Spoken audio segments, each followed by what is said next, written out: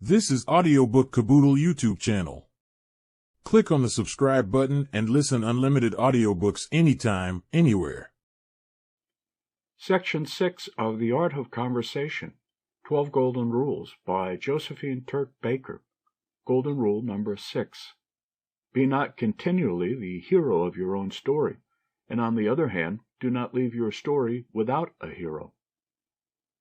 Ships that pass in the night and speak each other in passing, only a signal show and a distant voice in the darkness. So on the ocean of life we pass and speak one another, only a look and a voice, then darkness again, and a silence. And what recalled the poem?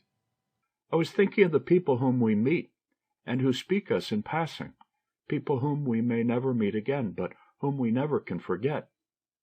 That intangible something which makes us wish to become more closely associated with our new-made acquaintance.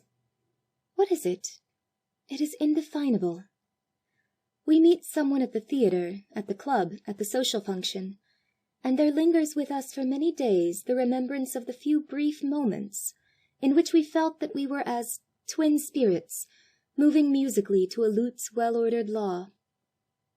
Strange as it may seem, we live in a world of people, people to the right of us, people to the left of us, everywhere about us, and only here and there a kindred spirit, in whose moral and mental atmosphere we bask, as in the rays of sunshine.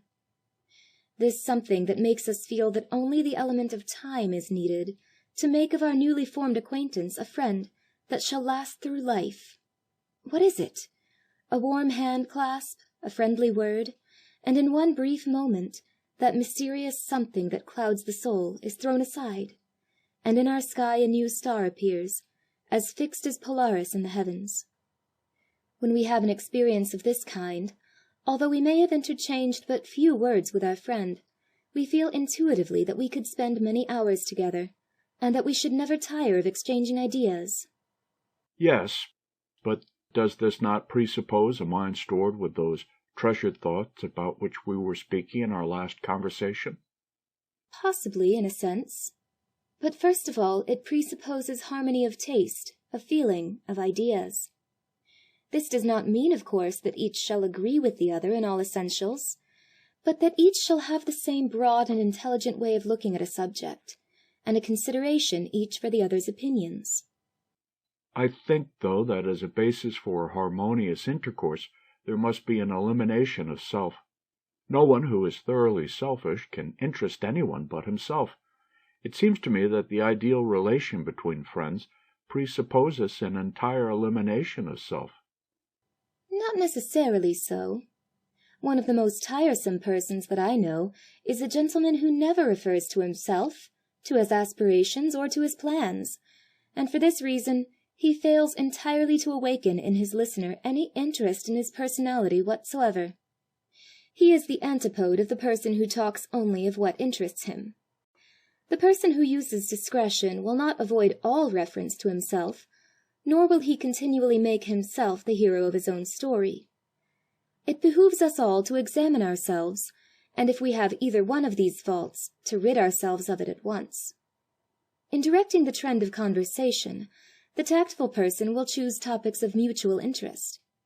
People are interesting, not in proportion as they recount their personal experiences, but as they evince a broad, general interest in what concerns others. We might add another golden rule to our list. Golden rule number 6. Be not continually the hero of your own story, nor, on the other hand, do not leave your story without a hero. In other words, it is fatal to one's success as a conversationalist either to eliminate oneself entirely or to appear self-centered. You might say to be self-centered. Selfishness is one of the most disagreeable traits that a person can have, and he who has this to a marked degree should try to eradicate it. Someone has said, if we had to count our ills, we would not choose suspense.